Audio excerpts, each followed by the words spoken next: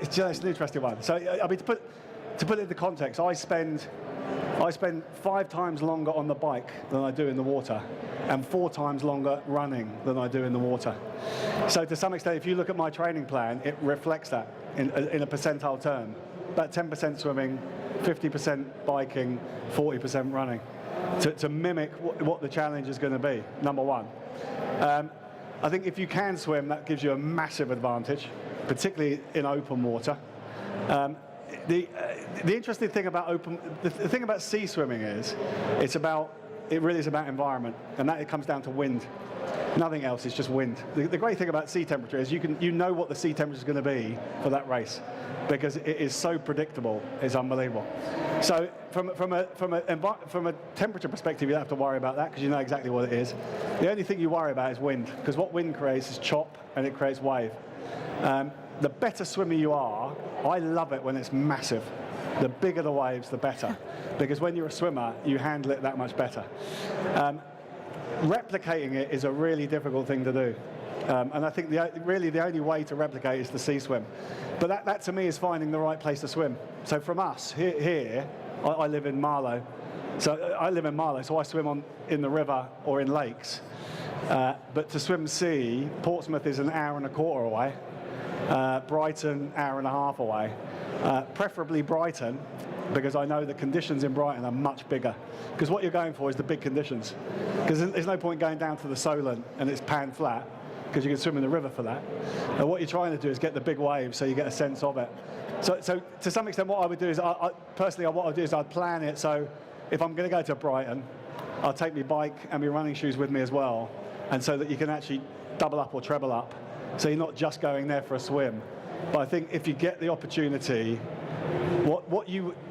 from a training perspective, the more you put in will bring you out 10, 15 seconds, 30 seconds, a minute quicker. If you can swim open water, I mean, that can be 5, 10, 15 minutes difference. So there's a good return on investment if you can get open water. And I would say if you can get to sea, get to sea.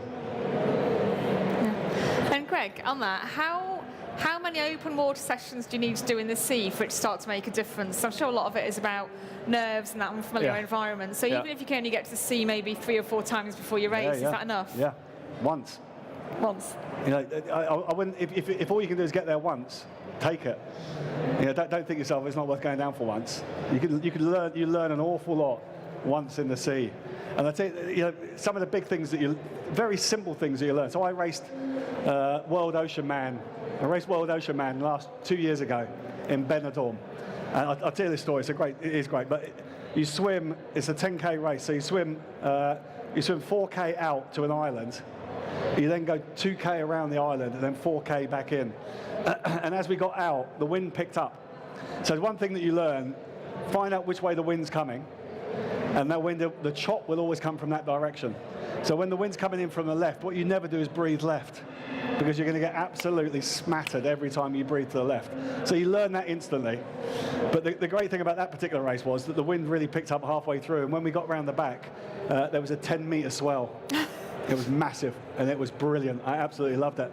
And what they were doing, they were dragging out, this is World Championships, they were dragging out seasoned swimmers who couldn't make it past the swell, and that is simply because they didn't know what to do. And they panicked, and that's the key to it, is just stay relaxed and roll with the waves. It's not going to be that big for you, but the bottom line is, I think just once, and pick a bad day. Don't pick a good day, pick a bad day, once in the water, and you will learn an awful lot about what you should do and what you shouldn't do. The more you can go in, the better, but once will do it.